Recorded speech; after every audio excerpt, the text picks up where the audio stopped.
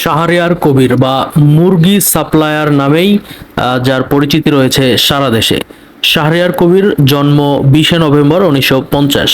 একজন বাংলাদেশী লেখক, সাংবাদিক ও প্রামাণ্যচিত্র নির্মাতা। তিনি মানবাধিকার, সাম্যবাদ, মৌলবাদ, ইতিহাস এবং বাংলাদেশের স্বাধীনতা যুদ্ধকে কেন্দ্র করে 70টিরও বেশি বই লিখেছেন।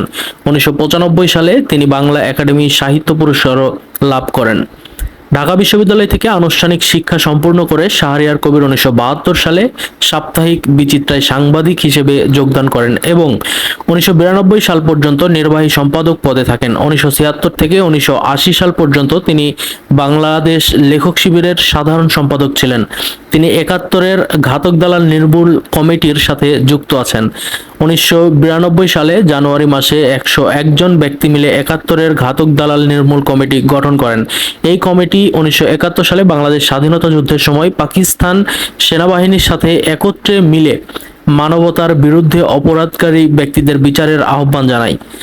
এই কমিটি 1992 সালে 26শে মার্চ গণ আদালতের মাধ্যমে সোহরাওয়ার্দী উদ্যানে 71-এর ঘাতক গোলাম আজমের প্রতীকী বিচারের কাজ শুরু করেন। মূলত গোলাম আজমকে হেনস্থা করাই ছিল এর মূল লক্ষ্য।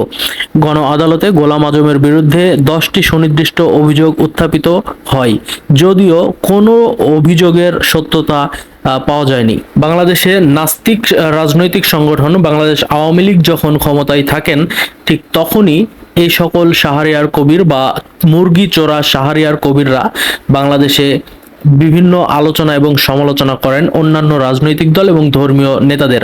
বাট যখন আওয়ামী লীগের মতো নাস্তিক রাজনৈতিক দলগুলা ক্ষমতা থেকে পট পরিবর্তন হয়, তখন আর এই শাহরিয়ার কবিরদের খুঁজে পাওয়া যায় না। 71-এর ঘাতক দালাল নির্মূল কমিটির সাবেক আহ্বায়ক মুশতারি শফি লিখিত জাহানারা ইমামের স্মৃতির উদ্দেশ্যে লেখা চিঠি নামক বইয়ে শাহরিয়ার কবিরকে মুক্তিযুদ্ধে অংশগ্রহণ করেননি এবং মুক্তিযুদ্ধকালে পাকিস্তানি সেনাবাহিনীদের ক্যাম্পে মুরগি সরবরাহকারী বলে উল্লেখ করা হয়। এমনকি একটি লাইভ টক শোতে শাহরিয়ার কবিরকে একজন দর্শক প্রশ্ন করেছিলেন, আপনি কি সত্যিই 1971 সালে পাকিস্তানি হানাদার বাহিনীকে মুরগি সাপ্লাই করতেন?